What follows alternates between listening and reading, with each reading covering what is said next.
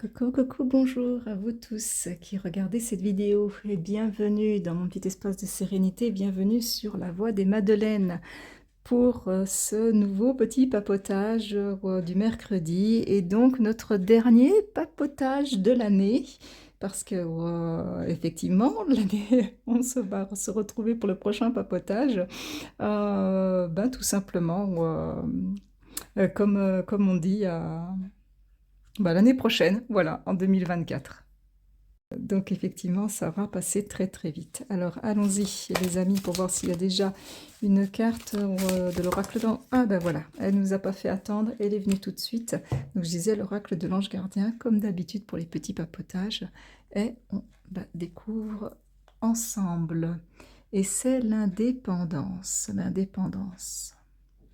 Libérez-vous des conditionnements est la petite phrase qui peut faire sens à plusieurs personnes parmi nous tous. L'indépendance.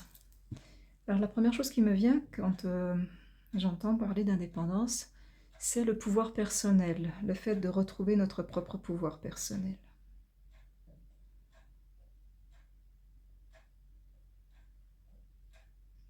Les guides me disent que l'indépendance, ce n'est pas être, on va dire, jouer égoïste au milieu du collectif. Ça peut être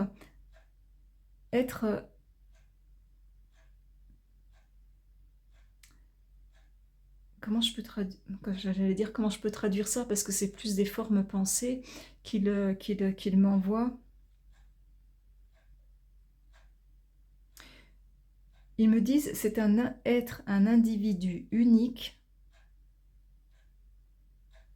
au milieu de tout un ensemble d'individus uniques. Nous restons dans le collectif. Nous pouvons échanger avec les autres, être parmi eux, être dans ce monde, mais tout en nous respectant nous-mêmes, en respectant nos propres valeurs, ce qui fait sens pour nous. L'indépendance n'est pas soumission. Elle est intégration de nos valeurs et respect de ces valeurs. Elle est écoute de soi-même, non pas au détriment des autres,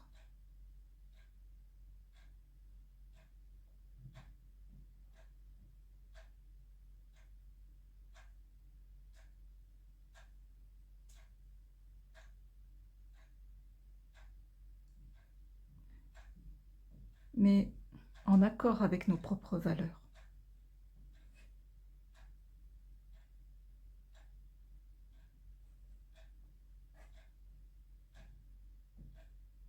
Il y a un peu l'idée que on ne nous dit pas, encore une fois, de ne penser qu'à nous, de n'en faire qu'à notre tête,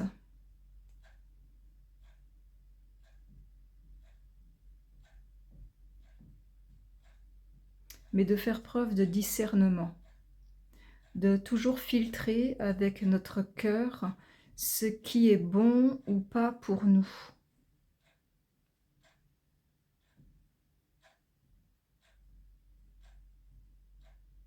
Alors je vais vous le rajouter quand même, bien que je pense pas que ça vienne des guides, mais là c'est vraiment de moi, ça c'est clair.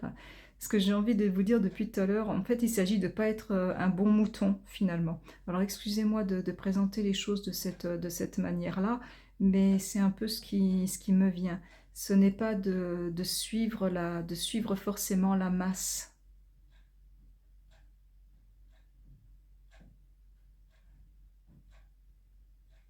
Les guides m'expliquent cependant que parfois on peut suivre la masse, comme je dis, ils reprennent mon expression, mais à condition que cette masse ait les mêmes valeurs que nous. Que l'on soit en accord avec ce collectif-là à ce moment-là. À ce moment-là, ça peut avoir un sens.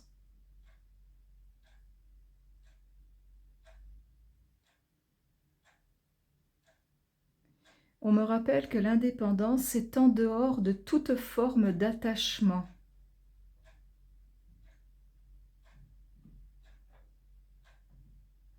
Et là, on me rappelle, par exemple, à l'expression de la dépendance affective.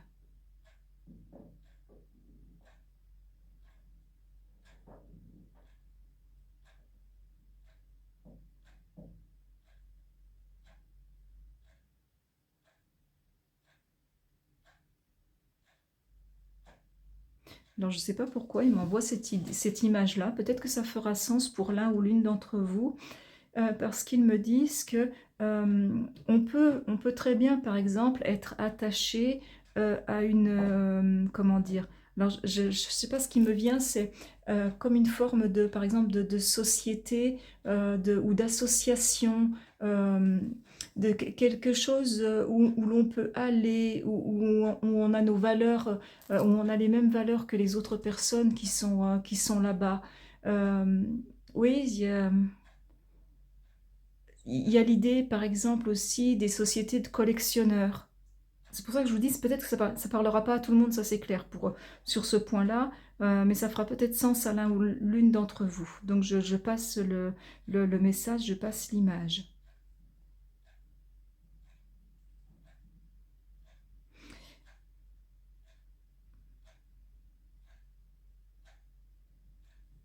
Parce qu'il y a vraiment cette idée que là, derrière, ben, ici, c'est pas grave d'y être attaché, parce que ce n'est pas le même sens de l'attachement. Ici, par exemple, c'est dans le sens d'être attaché, dans le sens de j'aime bien y aller, j'aime bien y participer. Et j'éprouve du plaisir à y aller, à participer et à faire ce que j'y fais là-bas, aux rencontres que j'y fais.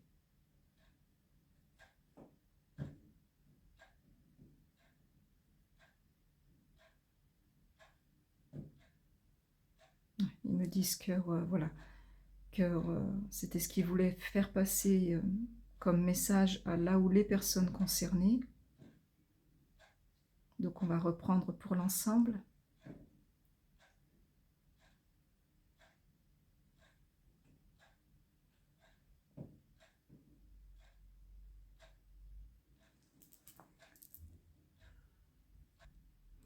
Pour pouvoir faire preuve d'indépendance, on me dit qu'il faut déjà bien se connaître soi-même. Il faut apprendre à se connaître soi-même. Il me rappelle le fameux adage qui est sur un des temples de Delphes en Grèce, le fameux « connais-toi toi-même ».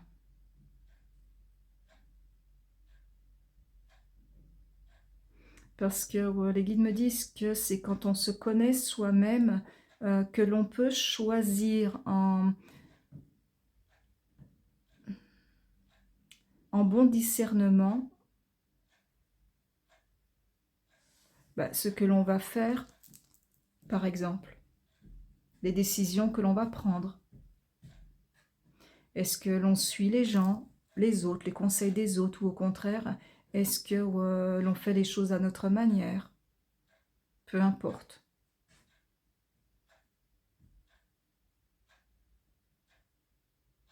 Le principal étant de se respecter soi-même. L'indépendance, je dirais que ça exclut toute forme de sacrifice.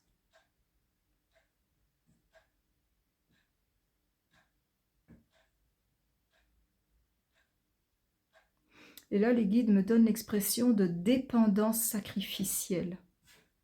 Et donc l'indépendance, ça va à l'encontre. Enfin, ça va à l'encontre. Ce n'est pas de la dépendance sacrificielle. Parce qu'il y a des personnes, pour expliquer un petit peu ce qu'ils entendent par là, il y a des personnes qui sont dans le sacrifice de leur propre personne, c'est le cas de le dire, constamment, parce que il y a derrière cela une certaine forme de dépendance affective. Et être dans le sacrifice des autres, c'est aussi pour les personnes donc, qui font de la dépendance sacrificielle, c'est une façon aussi de recevoir ou de penser qu'ils vont recevoir.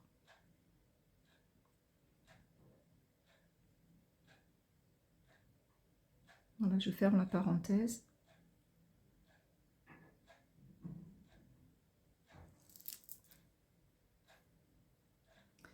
Et les guides ajoutent plutôt à l'indépendance, ils nous disent « Vous n'allez pas perdre l'estime des autres si vous devenez indépendant. »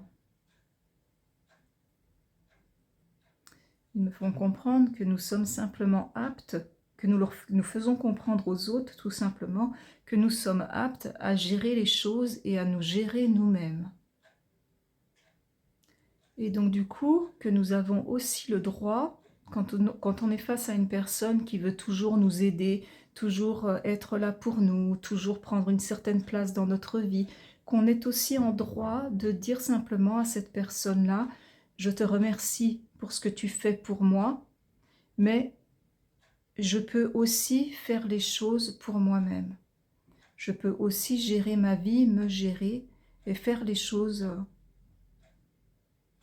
de la bonne façon pour moi-même. Et si je me trompe, eh ben c'est pas grave. Ça sera peut-être une erreur, mais ça sera aussi un avantage parce que ça sera un apprentissage. Et que nous avons aussi besoin de commettre nos propres erreurs, de faire nos propres apprentissages. Or, si on a tout le temps quelqu'un qui veille sur nous, qui trop souvent veut faire les choses à notre place, cette personne ne nous permet pas que nous prenions notre place, que nous fassions nos... Je ne sais pas si je suis... excusez-moi si la grammaire n'est pas très bonne, mais en tout cas que l'on puisse faire nos propres expériences.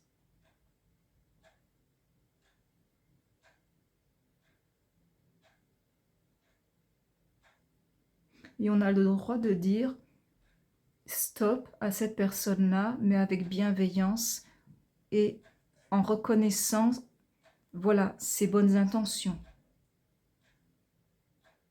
Mais on lui dit stop avec douceur.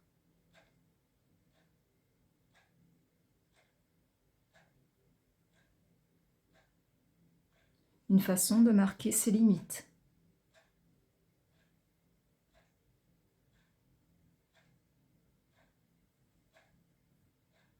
J'ai envie de rajouter que pour marquer ses limites, il faut déjà savoir se connaître. Parce qu'il faut connaître nos limites, justement. Il n'y a aucun mal à l'indépendance, parce que ça ne veut pas dire que on va toujours tout faire tout seul ou toute seule. Ça ne veut pas dire que l'on n'a pas le droit ou la capacité à un moment donné ou à un autre de dire simplement « Aujourd'hui, je ne vais pas y arriver seul, j'ai besoin de ton aide ». L'indépendance n'est pas la personne qui va constamment être dans la gestion de tout toute seule. C'est simplement quelqu'un qui sait gérer les choses, mais qui en même temps sait, quand elle a besoin d'aide, et qui sait également demander cette aide.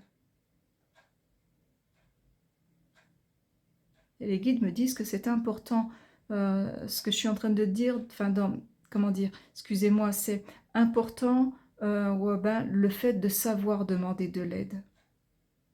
Parce que beaucoup de gens pensent que quand on est indépendant, on se débrouille de A à Z toujours seul.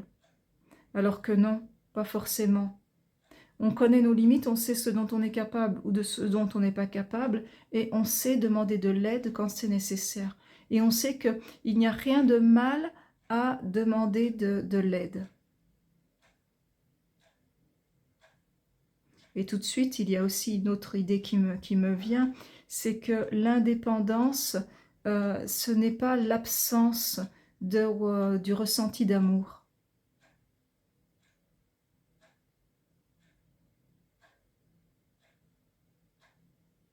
on continue à aimer, on continue à recevoir l'amour des autres de la même manière qu'on l'a toujours fait. Seulement, on n'est pas dans la dépendance affective. On est dans l'expression juste et équilibrée de l'amour et des sentiments.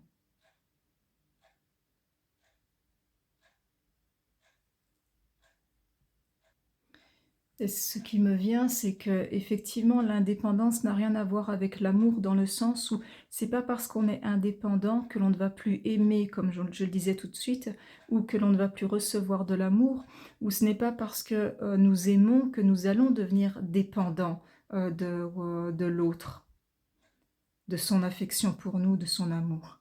Ça n'a rien à voir l'un avec l'autre, pas, en tout cas pas de cette façon-là. L'indépendance, c'est vraiment le fait d'être, c'est un centrage sur nous-mêmes. C'est le fait d'être,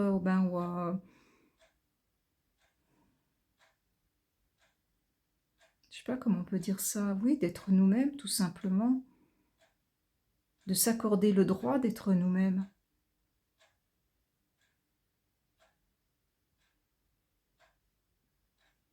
Mais être nous-mêmes, ça signifie forcément, de toute façon, aimer, parce que nous sommes des êtres d'amour. Et que ça, c'est important de ne pas l'oublier. Dans l'amour, il n'y a pas de dépendance, encore une fois. L'amour est libre. C'est un libre-échange entre deux personnes. Et l'amour est tout. Et les guides me rappellent que c'est surtout dans l'indépendance que l'on peut le mieux exprimer son amour. Parce que l'on ne dépend plus des attentes de l'autre, mais que l'on se sent libre d'exprimer son amour comme on le souhaite. Et on se sent libre de recevoir l'amour de l'autre. Et c'est même mieux parce que non seulement on se sent libre de le recevoir, mais on l'accueille avec d'autant plus, j'ai envie de dire, de joie, de simplicité, les bras grands ouverts. Parce qu'il n'y a pas d'attente, parce qu'il n'y a pas de dépendance. On prend juste le meilleur de l'amour. Parce que l'on se connaît suffisamment soi-même pour pouvoir le faire.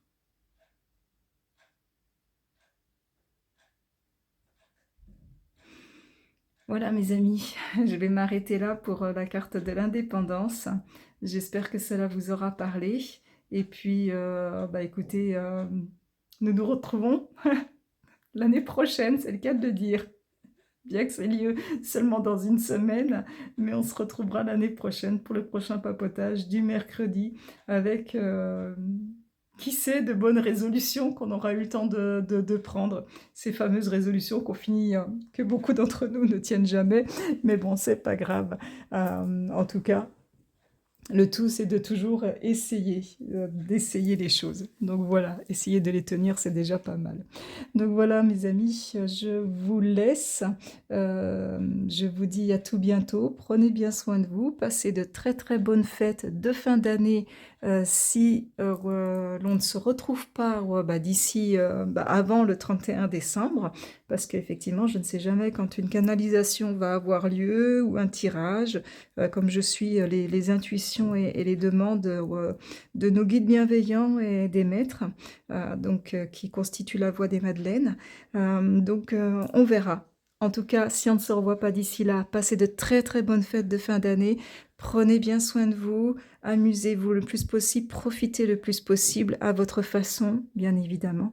Et on se dit à tout bientôt. Ciao, bye bye. Prenez bien soin de vous et que la paix et la lumière, comme d'habitude, vous accompagnent, vous et les vôtres, sur votre chemin.